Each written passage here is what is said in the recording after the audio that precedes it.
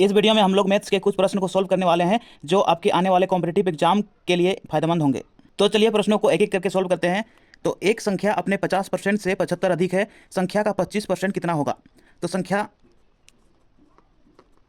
बराबर एक्स मानते हैं, ठीक है।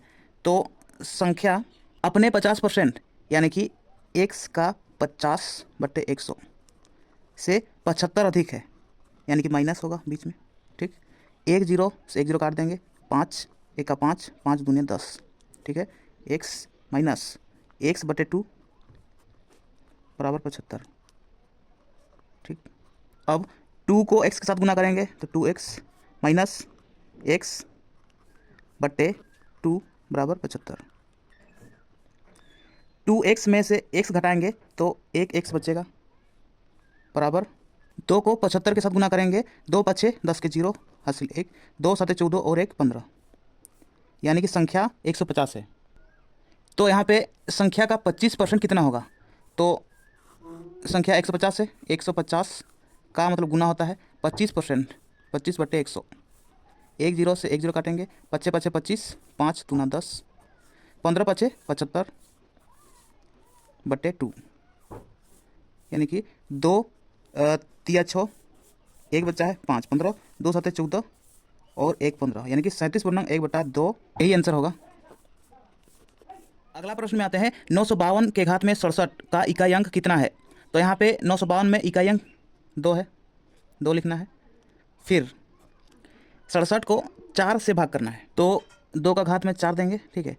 4 एक का 4, 2 बचा 7, 4 6 24, 3 27 होता है, गुने में 2 का घात 3।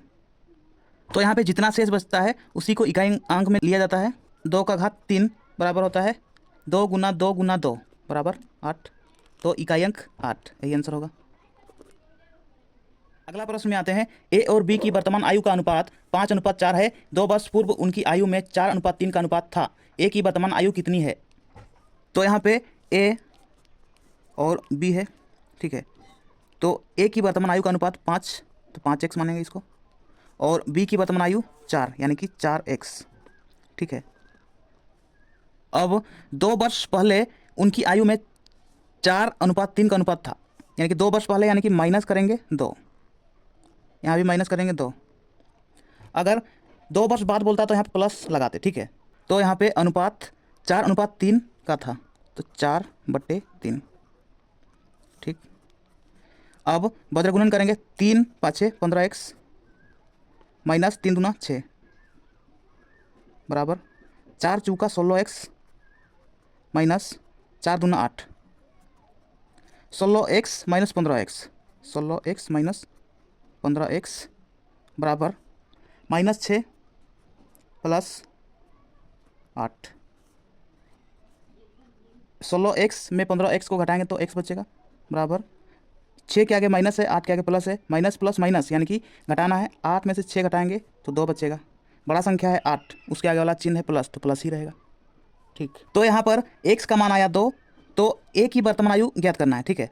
तो a की वर्तमान आयु बराबर, वर्तमान आयु है कि 5x, तो 5 गुने x का मान है 2 और 5 दूने 10, 10 वर्ष, यही आंसर होगा। अगला प्रश्न में आते हैं, ये एक सरलीकरण का क्वेश्चन है और सबसे पहले यहाँ पे बार वाले संख्या को सोल्व करना है, ठीक है। तो 8 में से 5 घटाएंगे तो यहाँ पे 3 बचेगा, और 7 में 3 को घटाएंगे तो यहाँ पे बचेगा 4, ठीक है। तो 18 माइनस 15 माइनस मतलब ब्रैकेट है 6 प्लस 2, 2 और छोटा ब्रैकेट के बीच में गुने का चिन्ह है 4, ठीक। छोटा ब्रैकेट खत्म। अब 18 माइनस 15 माइनस, अब मझला ब्रैकेट के अंदर वाले संख्या को सोल्व करते हैं। तो सबसे पहले गुना करना है, उसके बाद जोड़ना है, ठीक है। तो 4 दूने 8, यहाँ तक 8, 8 प्लस 6 14, ठीक है।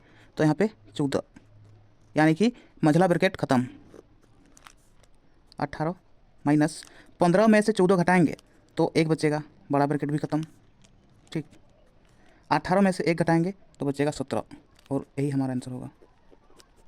अगला प्रश्न में आते हैं, कोई धनराशि सरल ब्याज पर 20 वर्षों में दोगुनी हो जाती है तो वही राशि कितने वर्षों में 4 गुनी हो जाएगी। तो यहाँ पर 20 वर्षों में दोगुनी हो जाती है, तो दोगुनी मतलब 2 गुने 100 माइनस 100, ठीक है, बटा 20 वर्षों में तो 20, ठीक। अब 100 दूना 200 माइनस 100 बट्टे 20 बराबर 100 बट्टे 20, 20 × 100 बराबर 5% होगा दर। तो अब वही राशि कितने वर्षों में 4 गुनी हो जाएगी। 4 गुनी हो जाएगी मतलब 4 गुने 100 माइनस 100, सेम प्रोसेस करना है, बटे दर अभी है 5% यानी कि 5, 400 माइनस 100, 400 माइनस 100 बटे 5, 400 में से 100 घटाएंगे 300 बचेगा बटे 5, 5 6 30 1 0 यानी कि 60 वर्ष, यही आंसर होगा। तो यहाँ पर मैंने इसको समझाने के लिए इतना बड़ा बना दिया है। अगर आपको शॉर्ट में बनाना है तो 20 वर्षों में 2 गुनी यानी कि 200 माइनस 100 डायरेक्ट करो तो 100 बट्टे 20, ठीक है, 20 × 5 = 100 यानी कि 5%, ठीक। अब वही राशि कितने वर्षों में 4 गुनी हो जाएगी। 4 गुनी मतलब 400 में 100 घटाओ 300 बटे 5, 5 6 30 यानी कि 60 वर्ष, 60 वर्ष, ठीक, ऐसा बना सकते हो। अगला प्रश्न में आते हैं, 5,000 रुपया पर 3 वर्षों का 10% वार्षिक दर पर चक्रवृद्धि ब्याज कितना होगा। तो यहाँ पे मूलधन है 5,000 रुपया, 5,000 का 10% निकालना है, 10 बट्टे 100, 1 0 2 0 1 0 से 2 0, ठीक है, यानी कि 500 रुपया। एक वर्ष का ब्याज, पहला वर्ष, दूसरा वर्ष और यह है तीसरा वर्ष, ठीक है। तो साधारण ब्याज में प्रत्येक वर्ष समान ब्याज देना पड़ता है, लेकिन चक्रवृद्धि ब्याज में प्रत्येक वर्ष ब्याज पर ब्याज देना पड़ता है, ठीक है। जैसे कि साधारण ब्याज 500 रुपया है, यहाँ भी 500 रुपया और यहाँ भी 500 रुपया, ये साधारण ब्याज हुआ, ठीक है।